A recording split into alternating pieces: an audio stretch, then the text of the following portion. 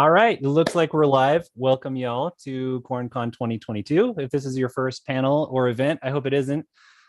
This is the Prologues or Prolags panel in which we get salty about prologues because they are a salty topic. I am your moderator, Levi Jacobs, and before we get started, we have some bookkeeping, as you probably know if you've been to other events in QuaranCon. Lovely bookkeeping. So the first thing is that there is a free and 99-cent book sale. So if after all of this, you're super curious about the authors or you just need more reading, you can find that at QuaranCon2022.com/book sale. We will have a lot of opportunities to ask us questions and to just comment. Please feel free to feel interactive, even though we're like faces on a screen talking to you. In the YouTube comments, there's a live sort of chat function there that we'll be watching, and I'll be asking your questions to the panelists. We ask that you observe our code of conduct. So you can find that at QuaranCon2022.com/code of conduct. And there are a lot of other awesome things that have already happened in the last 2.5 days, and they're going to be happening in the next 2.5 days. Right after this, there's a reading with P.F. Stewart and a panel on positive representation of mental health and SFF after that. I'm sure we all have other panels that we're doing. So there's so much good stuff I've been watching already. And it's kind of like, I don't know, a free university with like cool and opinionated people. I've been enjoying it a lot. So hoping this one is good too. Like I said, this is the Prologues or Prolags panel, one of the most divisive topics in SFF world.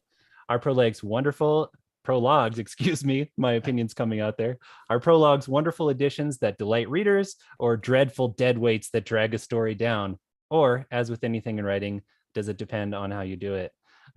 So I'm Levi Jacobs. I'm just the moderator here. So I'm going to introduce everyone else, and you can wave or smile or blush or do whatever you need to. So in alphabetical order, we have Elisa Bonnin, who was born and raised in the Philippines, after which she moved to the United States to study chemistry and later oceanography. After completing her doctorate, she moved to Germany to work as a postdoctoral scientist. Publishing a book has been her dream since she was 8 years old, and she is thrilled to finally be able to share her stories. She is the author of Dauntless and Stolen City. Dan Koboldt is the author of the Gateways to Elysia trilogy and the Build a Dragon sequence, the editor of Putting the Science in Fiction and Putting the Fact in Fantasy, and the creator of the sci-fi adventure serial, The Triangle. As a genetics researcher, he has co-authored more than 100 publications in Nature, Science, the New England Journal of Medicine, and other scientific journals. Dan is also an avid deer hunter and outdoorsman. He lives with his wife and children in Ohio, where the deer take their revenge by eating the flowers in his backyard. We have another panelist who hasn't shown up yet, so we're hoping that Desiree Middleton will show up, and I'll give her a little introduction when she does. But moving on, Quenby Olson lives in central Pennsylvania, where she writes, homeschools, and glares at baskets of unfolded laundry. After training to be a ballet dancer, she turned towards her love of fiction, penning everything from romance to fantasy, historical to mystery. She spends her days with her husband and children, who do nothing to dampen her love of the outdoors, immersing herself in historical minutiae and staying up late to watch old episodes of Doctor Who. And Gray Penman is the author of beloved and best-selling series like Savage Dominion, Deepest Dungeon, and Witch of Empire. Once upon a time, they were a small press magazine editor, a literary critic, a tabletop game designer, and the ghostwriter of over 100 books of nonfiction. Nowadays, they can mostly be found writing fantasy novels and smoking a pipe in the sunshine, which sounds wonderful to me. So I think I'll just start us off with a little bit of full disclosure. Have you published works with Prologues, and why or why not? I'm going to throw it to Elisa to start us off. I have not published works with Prologues. Technically, I haven't published anything yet. My debut comes out in July. So I could get very sneaky with this answer, but actually my 2 upcoming novels do not have a prologue in them. I think I used to write them, and then I stopped shortly before my book started getting published. I don't know if there's a correlation there or not, but yeah, I haven't written a prologue in a long time. Interesting. Yeah. Dan, do you want to jump on that? I feel like you had thoughts in that realm. Right. Well, for my first fantasy trilogy, I admit it had a prologue at one time. which Shame. I concealed from my agent until she wanted to see the full manuscript, and then I was like, okay, just full disclosure, this prologue. And then I was told to cut it, so I have not published any books with a prologue, and that will flavor my opinion on it from here on out. Right, Quenby. I do have a book with a prologue, The Half Killed. I put that out. I won't give anything away about it, mostly just because it might spoil opinions for further questions. But no, I felt that I felt that story needed it, and I was worried about it though, because I even knew then people's opinions on it. But I did get very good feedback from other readers, and then critics and reviews also said that it was very good. People even saying, read the prologue and you'll be hooked. So that should probably tell you my opinion a little bit of prologues, whether I'm for them or against them. Awesome. Gray? Despite loving prologues, I don't actually have any prologues in any of my books. It's not on purpose. It's just the timelines in a few of them are a little bit janky. So anything that would be a prologue shows up later. So interesting. Yeah, I as I wrote this question, I thought about myself, and I also have a love for prologues, and I don't have any published in 7 books. So funny how that works out. So let's open it up. Why the prologue hate? What is all the saltiness about? And I'll just let anybody jump in. Dan, you're the man. Go on. Tell us why prologues are terrible. Well, I think my opinion is flavored, like I said, a little bit by my own experience, and also from working with a lot of authors who are trying to break into trad pub or to try and build an audience of their own in indie publishing. And I think in the modern times, with attention spans being as short as they are, and with so many other alternatives out there, it's a big risk, especially for a new author trying to break in and find an audience, because many prologues don't really start with your main character at the start of the story, right? That's why it's a prologue. And the main character is generally what brings most people in to start reading a book. So I think that a lot of us who grew up reading them think about how awesome those prologues were, and we want to do something like that. But it does a disservice to us because it makes it harder for someone to get to where our story starts. And if you're querying an agent, they want to see 5 pages. That probably is just your prologue, if you're being honest. And so I think it's a risk. Mm-hmm. Well said. I completely disagree, obviously. Excellent. I think we're probably all going to say at some point that if it's done right, then it's going to work. And I think the big problem is a lot of the prologues of old were done badly. And that's maybe why we're running into trouble. Fair. Right. I mean, writing beginnings is hard. And so part of that is that's part of why I think it's a risk. So absolutely. Yeah, I think it's a risk too. No, go ahead.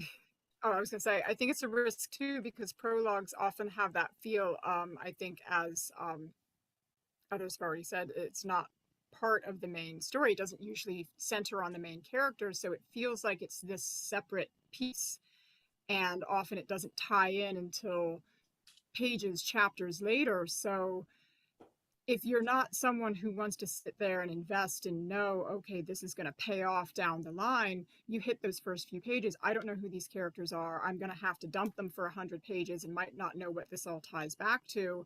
And a lot of people do want that instant gratification of, give me now, I need to invest myself in these characters right this minute and then go from there. Don't tease me and then make me wait for the payoff. So you think it's a symptom of modern readers needing everything to pay off immediately, rapidly? Instant gratification.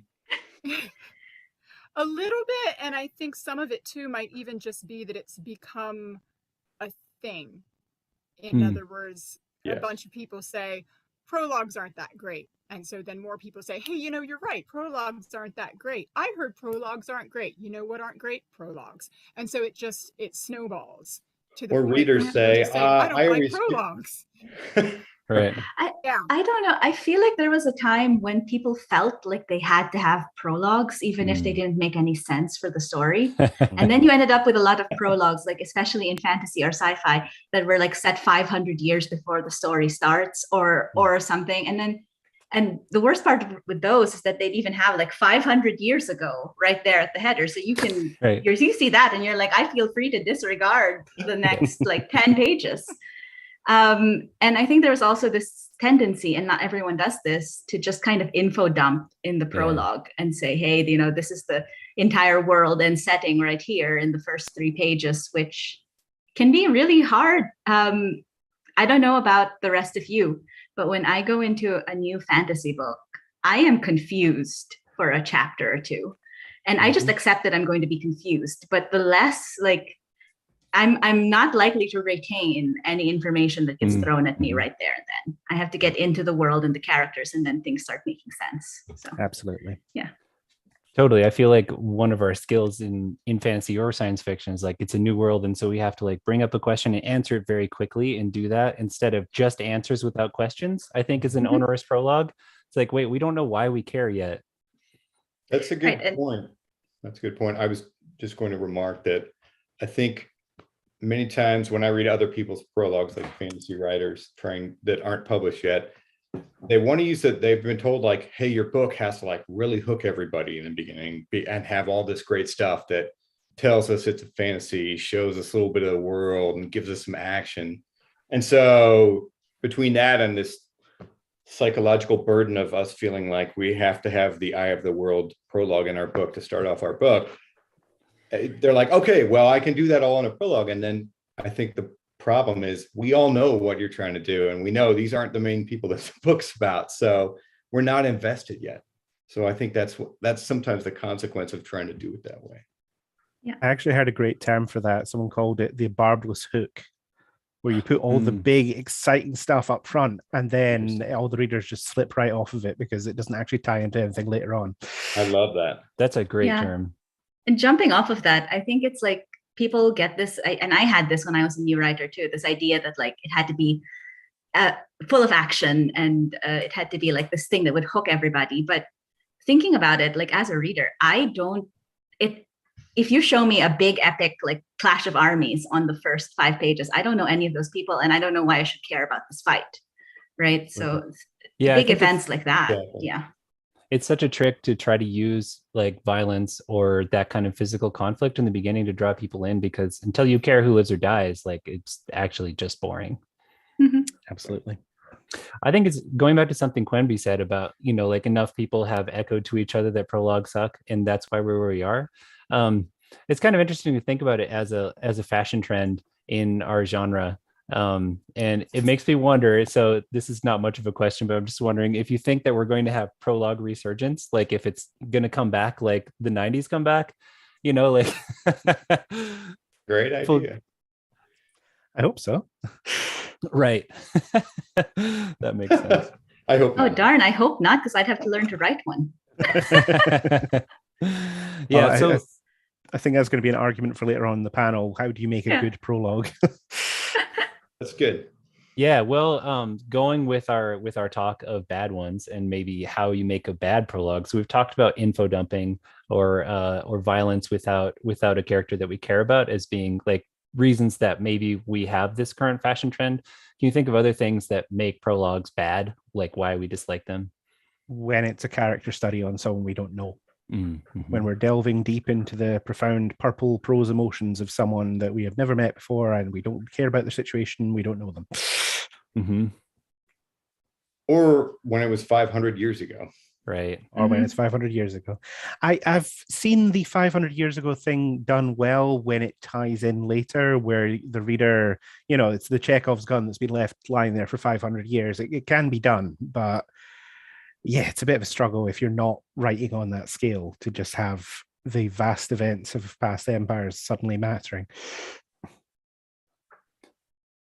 I think if it's going to pay off later, though, it's no. So sorry.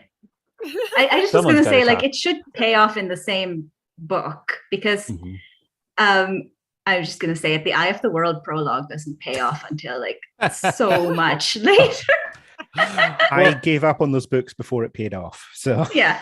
As long as we're throwing Robert Jordan under the bus, like the middle, because I've been going back and rereading them, the middle, I don't know, third or like until Sanderson takes over, he's got these 100-page prologues that are essentially him being like, I don't have enough room to write all about my 1,500 side characters, so I'm just gonna bung a bunch of them in here. And Yeah, they have I cannot remember who they are. I don't know what they're doing. And like it also involves a very onerous repetition of what happened in previous book that I just read. And yeah, too long and a bunch of characters that don't matter. I think that's a good point. You know, sometimes what bothers me about prologues is a shift in point of view, right? There's a point of view in the prologue that's a character who you know isn't going to be the main character, and sometimes the language is different and the voice feels very different. And then when you get to chapter 1, which is really what you're going to experience for the rest of the book, right? It's different. And so if you really love that prologue voice and point of view, and now you go to somebody new, you may not love that new point of view and voice. Someone in the chat mentioned that the tone and the voice of a prologue are normally completely different from the remainder of the book. And Good point. I don't know. I think that again comes to you making a horrible mistake with your writing. I mean, the point of the prologue isn't to give them something completely abstract from what the book's going to be. It's maybe to throw something up front about what the book is going to be, but it's going to take a little bit of time to get there. Right. Yeah. I think that sometimes it's like, especially in epic fantasy, it's a promise that like we have to start out with like Farm Boy and Village, but we will power creep up to the point where Lews Therin is going insane and creating volcanoes in the middle of the continent. I just did a workshop yesterday and we're using The Witcher season 1, episode 1 as an example. And in picking apart that episode, it starts with him battling a monster in a swamp and nobody else is there. And it's a prologue, and I feel like it works super well because it gives us a chance to like get the tone of the book, even though he's going to walk into a tavern next scene and we maybe won't get that tone, but overall this is going to be gory, gritty. This is who he is. And there's kind of like a promise that like the ethics of this world are very gray and grim. Like this innocent deer dies, even though he killed the monster because it already got wounded and he ends up eating it. And that to me is like kind of a character study before we have all these other people coming in to someone who doesn't talk very much so we can see them. So anyway, that felt like prologue done well. But Geralt is the main character, right? So Yeah, he is actually, this is showing his character. I haven't read the books, but I played the games, full disclosure. Yeah. And maybe prologues are more palatable when it is a character that's going to come back, especially if they come back next chapter. To me, I mark that one as prologue just because nothing in it happens that matters other than that he has a dead beast to drag to town to try to sell. I think you might have just nailed what the problem with prologues is in general. You just said nothing in this chapter matters. Mm-hmm. Right. That's it. What's the point of writing a scene? Cheating because it has special effects too. We don't have special effects in books. Well, we have the special effect of our wonderful prose.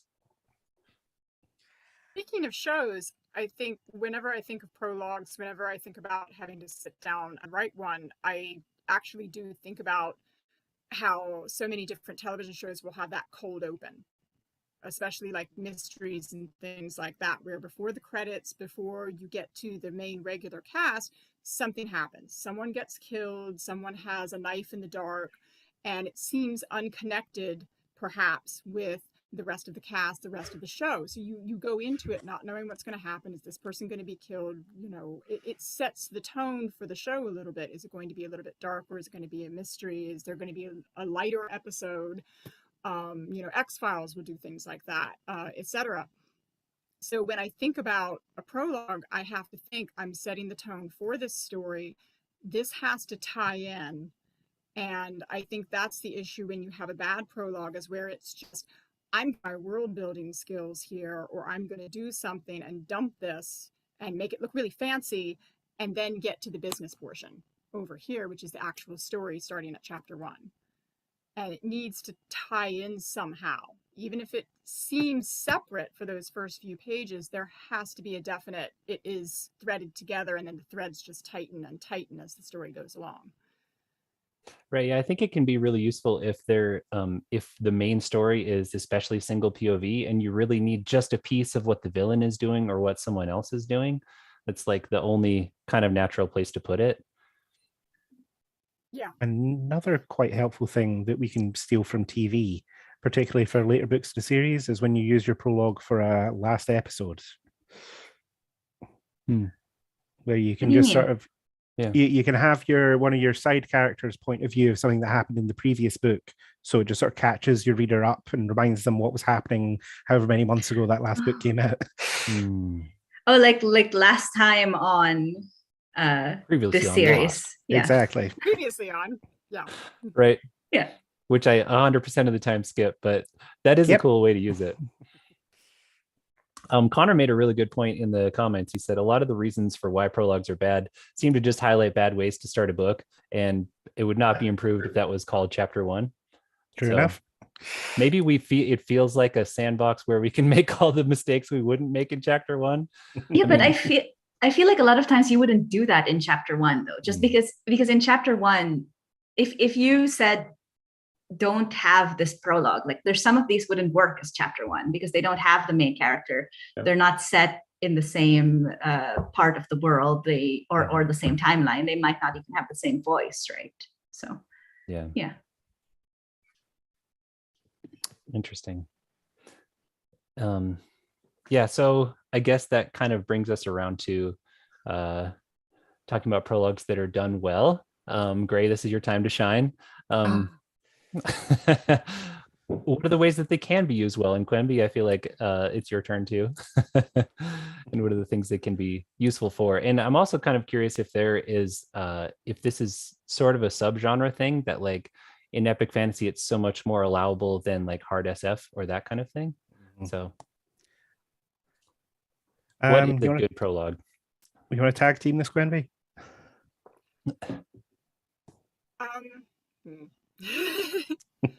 I think. Do you want to go first, or should I? Ladies first. Dang it. Okay.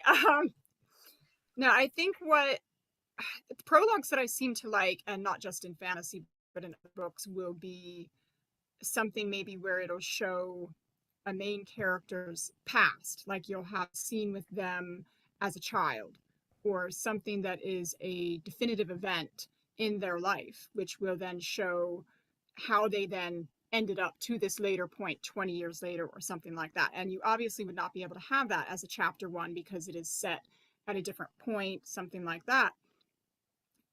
So things like that, I think, are fantastic for prologues. You want to see maybe how the villain became the villain. You want to see, like, can give you almost like a mini tiny little chapter prequel that it gives you for the story, where it says, here, this is how this person came to be here. This is how this weapon came to be in the hands of this person.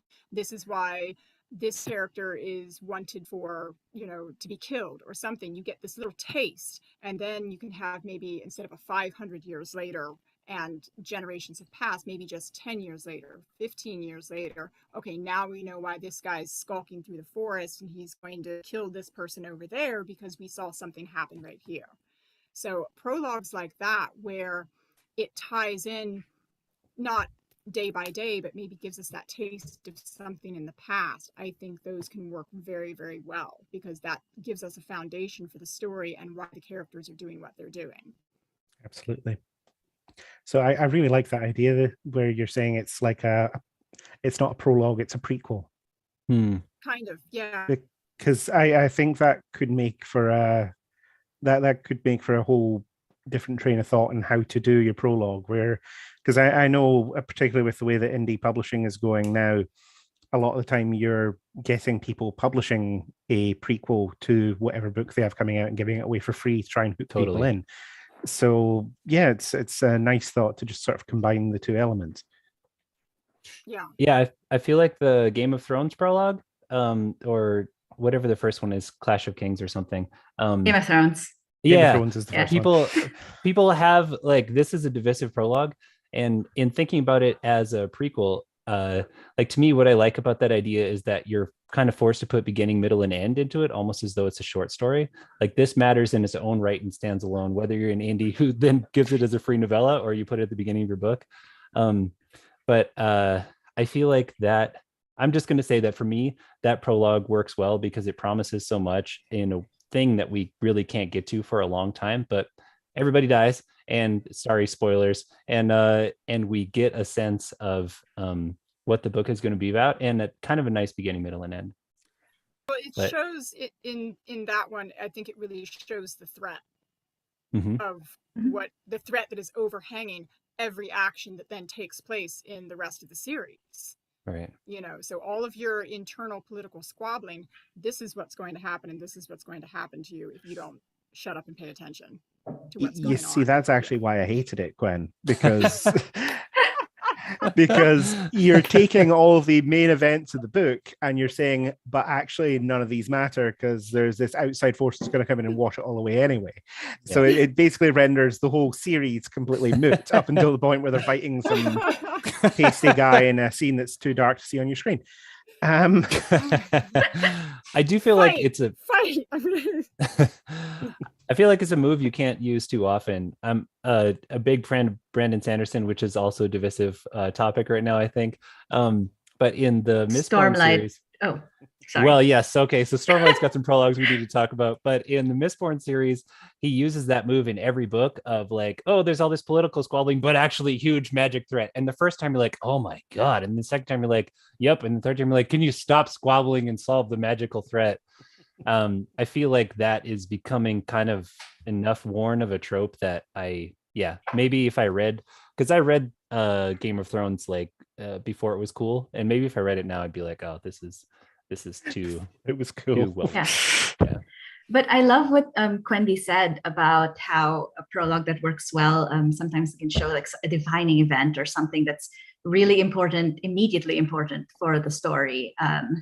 That is just a different way of showing new things. I think about the prologues I liked, and all of them have something that have the main character, involve the main character in some way. Maybe the main character isn't the POV character, but you can see that this is the event that shapes where the main character is on chapter 1, or this is the event that sets the main character on their journey or changes their life. I think one of the prologues that came out recently that I actually really liked was Tasha Suri's The Jasmine Throne. She has this prologue where the emperor is sitting in a room with a bunch of people praying, and you wonder what's going on. And then it turns out he's going to burn his sister alive. And his sister is one of the main characters of the book. So you see her from the outside, and you see she refuses to get burned alive because fair and enough. this is the reason why she gets sent to the temple where she is for the rest of the book. But when I think about that prologue, I still have an emotional reaction because she does not shy away from the descriptions of what it means to be burned alive and all of these things, and why the emperor thinks this is a great idea. So yeah, that was one where I feel like it took me a while to figure out what is actually happening. And it's kind of like, that question is up front of like, why are they praying? Why is she so dreadful? Why is her brother insisting and her saying no? And then when it gets answered, it's like, ugh. Right? Like the growing horror really sets up the rest of the book. And I think, I really like that prologue. I feel like that was one done well. Yep. Other good prologues? It goes a long way.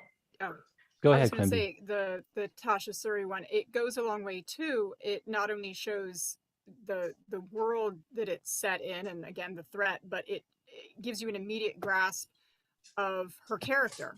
That she's the one that she refuses. That there's that strength. Everything that happens to her afterwards, and how beaten down she gets. There's that inner strength inside of her. So you know that from that first prologue scene that, okay, she has this core of strength that she will resist. And so I think a prologue can go a good way towards showing that, give you a glimpse of someone's character just purely shown in scene, and then you know exactly how they'll be a little bit through the book. Like, okay, this person is going to fight and risk so much because we've seen that in those first few pages. Right. Yeah. It might be a moment where they have agency or like the possibility of it. And then in chapter 1, they're already sort of trapped in a place where they can't show that character trait in the same way, but the promise is there. So we're hooked on that character. And I think if it was from Malini's point of view, the character we're talking about, that would have been chapter 1. But it being from Chandra's point of view is what makes it a prologue. And we don't see his point of view in the rest of the book, but he's also the antagonist. And as an antagonist, he's not around for most of the book. He's probably the antagonist for the rest of the series, is what I'm guessing. The other books aren't out yet. And seeing his really horrifically twisted point of view in one chapter really makes you believe for the rest of the book that this guy needs to be stopped, even though he's not on screen. Yeah. Totally. So let me float this idea. Star Wars Episode 4, New Hope, the opening of that, is that a prologue? I would say it is, because it's not really starting with Luke, it's starting with a space battle. And I think that choice is made very intentionally for the reasons we've been talking about here. If he started with a kid on a desert planet who doesn't have a very exciting life, it would be a little slow to get us interested. But starting with the scrolling text, which I wish there were a way to get away with that in writing, but then the full space battle, it's like, okay, this is what I'm getting into this for. And then you cut the loop. So yes, you could have those quotes at the beginning of the chapter, right? Like a historian writing. Oh my God, but people hate those. I don't know. Oh, that's a prologue related topic we might have to get into, because I'm personally a lover, but anyways, Star Wars. I think you're working off a false assumption by saying that's prologue instead of chapter 1, because you're assuming Luke's the main character when in fact it's clearly R2-D2. The one character who carries through all the movies, who has all the best lines, who solves all the problems. No, it's the tin can. All the best lines. Yeah, I feel like that, like, to me, I think prologues are really good for, again, like scope and tone promise, and like little ship, big ship, and then like Darth Vader busts in, you're like, wow, villain. And then you see this like dressed all in white, of course, so symbolic, like, heroine, this is like world of like stark good and evil. And it's just like, if you're not down for this, walk out of the theater now, like in a way that like, whiny Luke on Tatooine is not any kind of black or white. So true. So I have a favorite prologue. And it's set 100 years before the story. And it's a big epic battle that's completely unrelated to anything else that happens. And it's basically everything everyone hates, and it works perfectly. It's Guy Gabriel Kay's Tigana. You've got this huge historical battle where they're trying to defend their little patch of the world from the invading empire, and you get to meet the king of this one of the little city kingdoms there, and it all pays off at the very end of the book, where you get to meet some of these characters again, but the whole of the story is shaped by what happens in this battle, and it does seem completely unrelated and boring and all the rest of it, but you're still hooked by the actual character interactions and all the rest of it. And you kind of spend the rest of the book going, I sort of wish that main character was still here. And I feel like going back to just like it has to be done well as sort of like the easy answer to prologues, Guy Gabriel Kay is just like, he wrote the prose, and so we're sold. It's like, yep, this is too beautiful to not keep reading. Like, you can get away with murder. Yeah, he could. I think. Go ahead, Gray. No, I was just going to say he could come in here and slap me in the face, and I'd thank him for it. So you go ahead.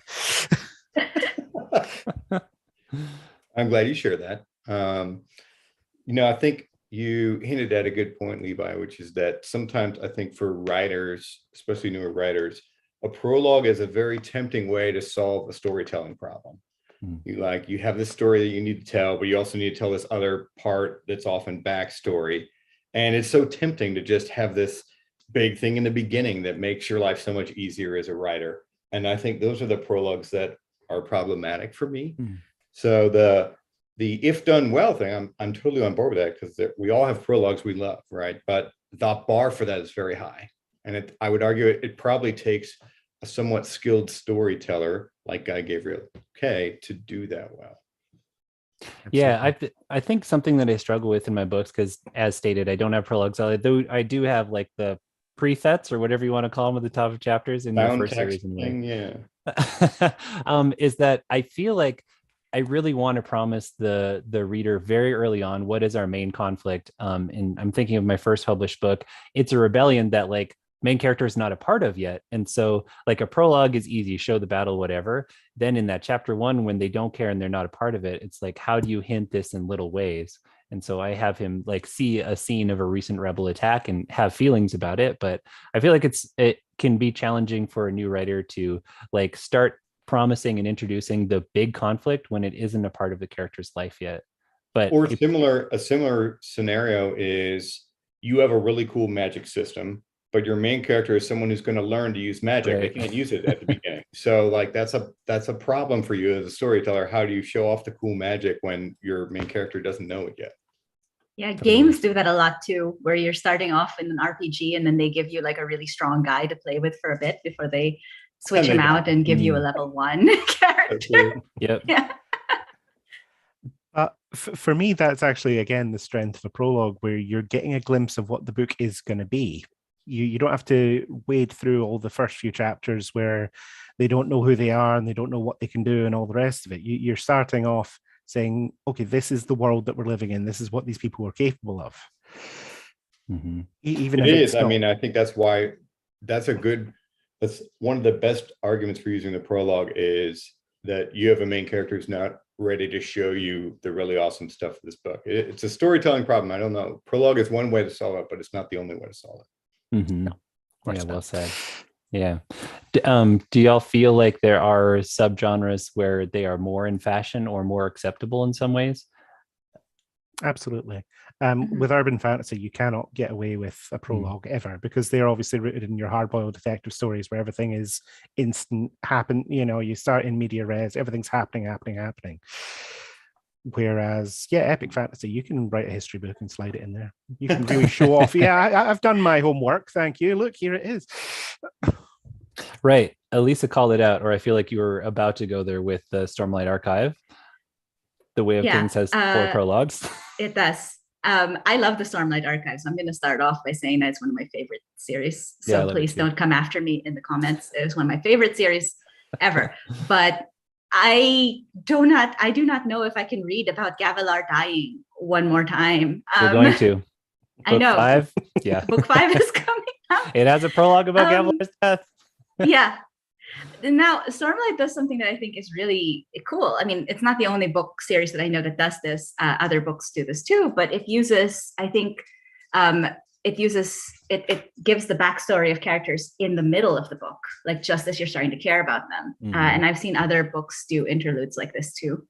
And to me, those almost they grab me better than prologues, because by then I already care about the characters. So yeah, sure, I'm going to read about him as a 7-year-old, so I can figure out how he got so depressed.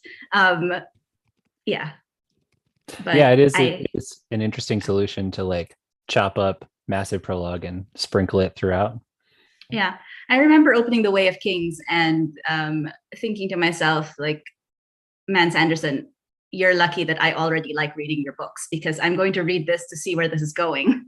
But I was not immediately grabbed by the 4 prologues at the beginning. No, especially the first one is like a bunch of like hyper-powered people like burying their swords after an epic war and like swearing they'll never, just like, what's happening? Right.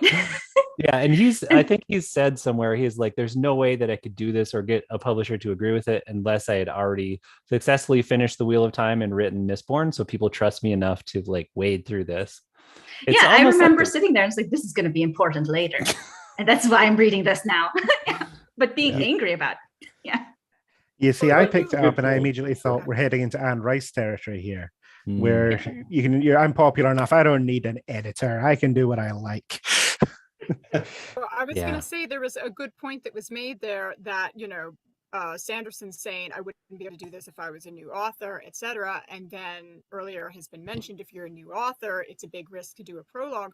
So is the issue then with prologues that we readers and aspiring writers, whatever, will see these prologues in these huge epic fantasies that are written by these authors that have been writing for decades and such, and then think, well, if they can do it, then I can do it, and then wonder why they can't do it and why they can't pull it off. When if those great authors that they're trying to emulate, if they were suddenly snapped back to the beginning of their career, probably wouldn't be able to get away with it either.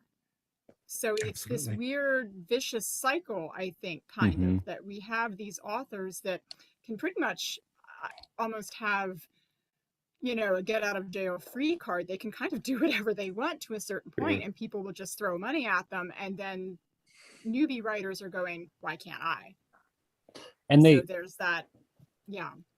Yeah, I feel like they also have the chops to pull it off. You know, like it can be hard to see that as a new writer, that my skill level isn't there yet. But I had a friend in college who was an art major, and he was in painting, and he loved Basquiat. And, you know, like he's famous because he had a certain something, even though they looked like children's drawings. And my friend was just doing those without going through the process that like Picasso went through of hyper realism to get to cubism. It's like, no, you have to get the chops before you can like take the liberties to do this. And I think, yeah, maybe a lot of, especially without having gatekeepers in indie, people are just like, I'm good enough, I'm going to do it. And it's like, no, actually somebody needed to tell you stop.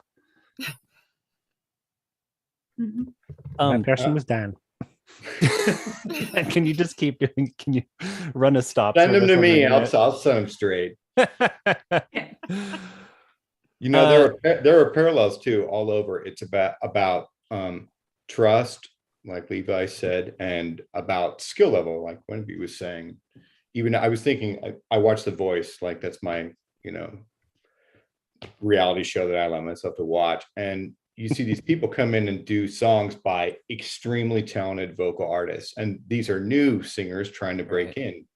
And sometimes it works, and sometimes they do themselves a disservice because the original artist of the song, like let's say Adele, can do things that nobody else can do, right? And so you come away a little disappointed, right? You have this high expectation, and the person doesn't quite deliver. And so sometimes it's recognizing that you may not have that skill set to do it as effectively as somebody has done that you love. Yeah. I think I remember being told, like, you have to learn the rules before you break them. Absolutely. Yeah, and don't bite off too much. I mean, I feel like my early string of unpublished novels was me going from 5 points of view to 3 to 2 to finally 1. And it's like, I'm good enough to get 1 done. And now maybe later I can try 2. You know, it's like eating enough humble pie until you're like, this doesn't suck anymore. Now maybe I can get adventurous. Yeah, I totally relate. When I was a teenager, deciding I wanted to write and trying to write, I was like, I'm gonna write an epic doorstopper with 8 POVs, and it's gonna like be 800 pages long or whatever. It was a mess, and I think having to sit there and learn how to write.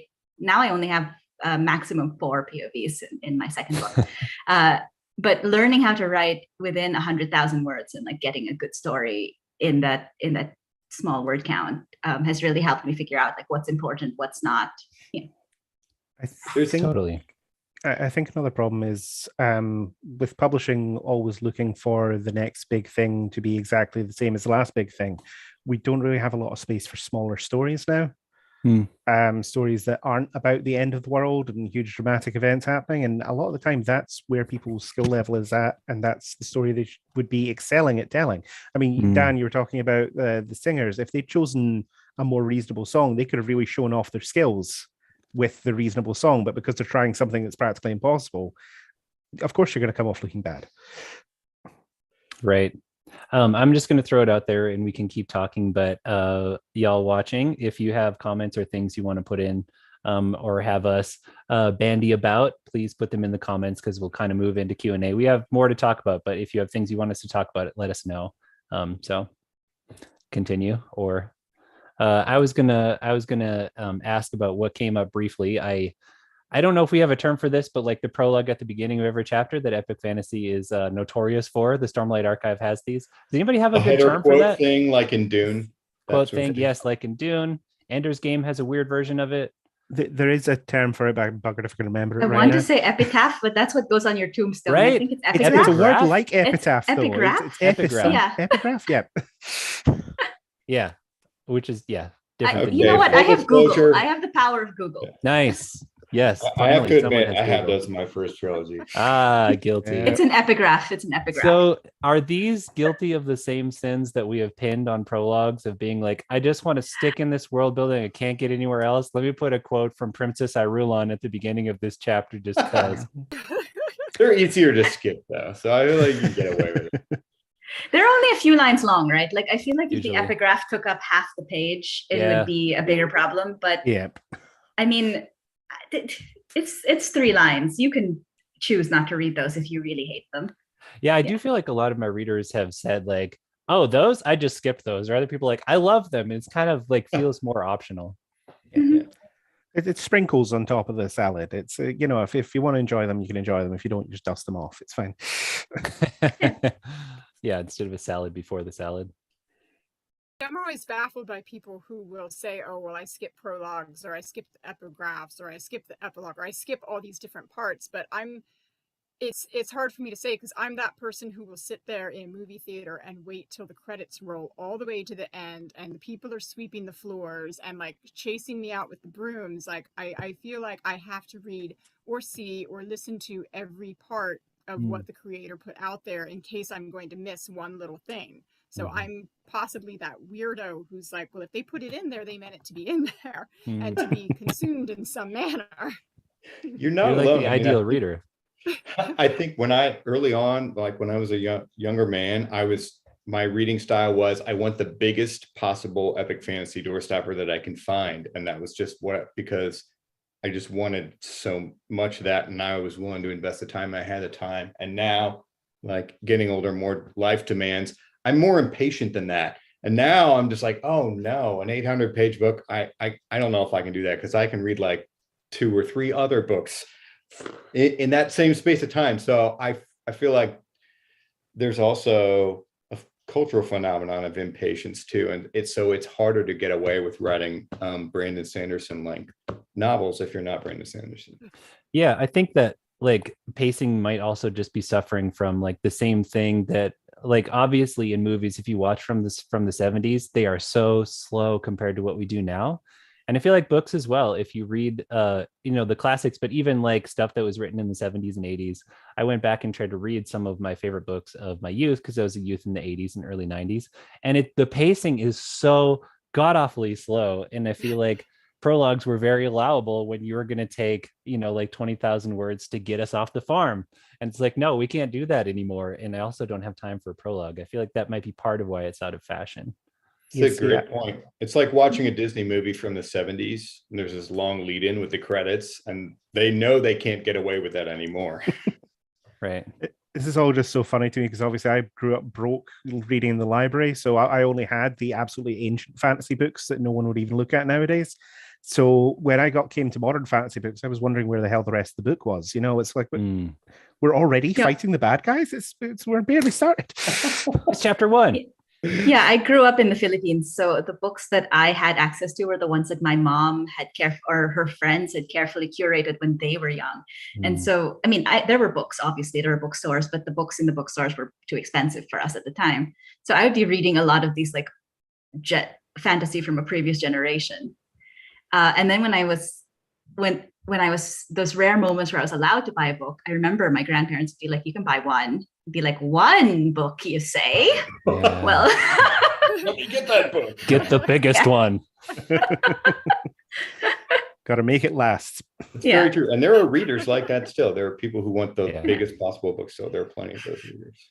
In the audio market, particularly because a lot of my listeners are long distance truckers and things. So if your book isn't going to last them a couple of days, they're not interested, Right. Or readers or listeners who are waiting for the full box set because it's often discounted and they know it's a complete story and it's just a ton of stuff.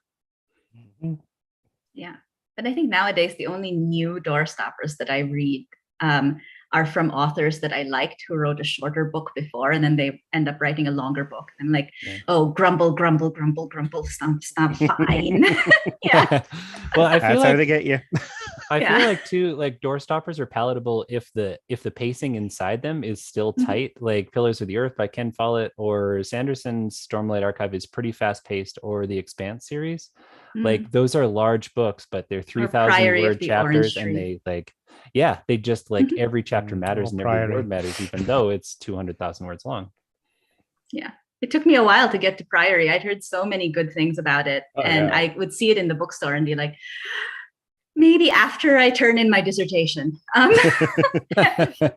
It's that old argument: you don't eat anything bigger than your head. You don't pick up a book that's bigger than your head. That's Yeah. gonna get a concussion if I fall asleep reading this thing. And then I read it, and it's amazing. So Oh, it is. Yeah. It really is. All right, so we're cruising towards the end. Any closing thoughts on Prologues? Whether following a discussion you're considering changing your position in terms of your published works or soon to be published works? I think I might be throwing a prologue in the next thing that comes out, and I am guilty of being the indie fantasy author who I'm just about done with book 3, and I am writing the prologue novella to give away for free when I launch the full trilogy. So, I'll remember to tack it on as a prologue as well, John. Right, I'll just slap it in. Well, you know what? Here's the point I'll concede, since I was the anti-prologuer in this panel. Thank you. If you want to write a prologue, write a prologue, but it may end up not being in the book by the time the book is published. That prologue I told you about that I didn't get to keep, that became the story I give away for my mailing list, right? So nothing goes to waste, right? So if you want to write one, go ahead and write one. Yeah, or if it's an info dump prologue, that can just become like your Ars Arcanum, or your your index that you can also give away to your newsletter if they're total nerds. Well, I would like to say that I'm going to go and write a load of prologues out of spite, but honestly, I don't have room for them in the books I've got coming up. So, oh well. Yeah, that's the thing. I want to go write a prologue, but I write YA fantasy, and I'm kind of bound to 100K. Yeah. Yeah, and getting to it really fast in YA. It's like Yeah. I'm very much one of those people that I think that I've written several books by now, and out of all of those, only one of them has a prologue, and I think that was the only book I felt needed it. So I think that's the big thing that I try to remember, and I think a lot of newer authors need to remember is not every story has to have a prologue. It does not become a fantasy story because you put a prologue in front of it. If it it's because you put a dragon in it. As you guys said, if you want to write it, but if it really needs it once you've reached the end of the story, then you can keep it. But I think an author could write 50 books and maybe only 2 of those could use a prologue. Absolutely. So I think that's the thing to really watch out for, is where is it actually needed? Where can it actually serve a purpose?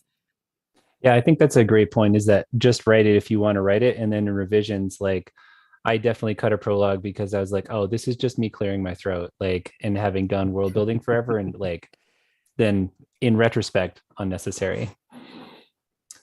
So before we go, can y'all tell us where we can find you online, and where's the best place to start? For me, I'll just call on y'all. For me, you can go to levijacobs.com/free and find some free books, which are both prologue novellas.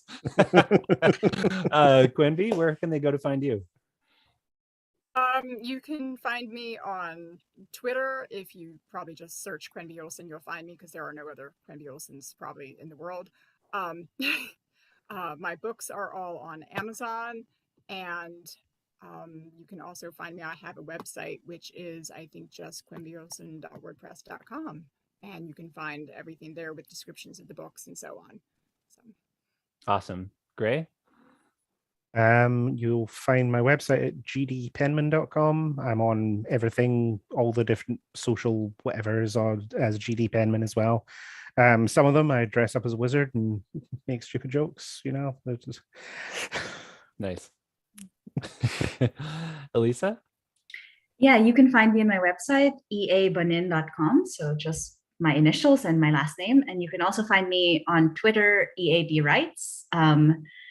I will be shouting a lot about my books as we gear up to release. So you can check out my Twitter. You can sign up for my newsletter on my Twitter and get all the information there. I am on Instagram. I use it so rarely that, you'll get the same information that you'll get on Twitter. Yeah. Totally. Dan? Just Google Dan Koboldt and you'll find me.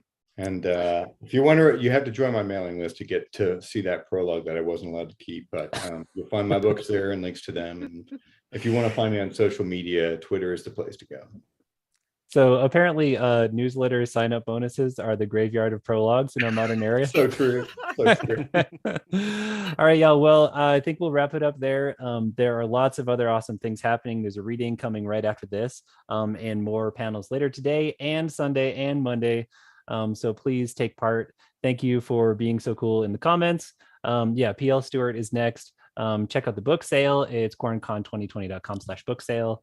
And thanks, y'all. Good luck with your prologues. Bye, and thank You everybody too. for being here. Thanks, Bye. everybody.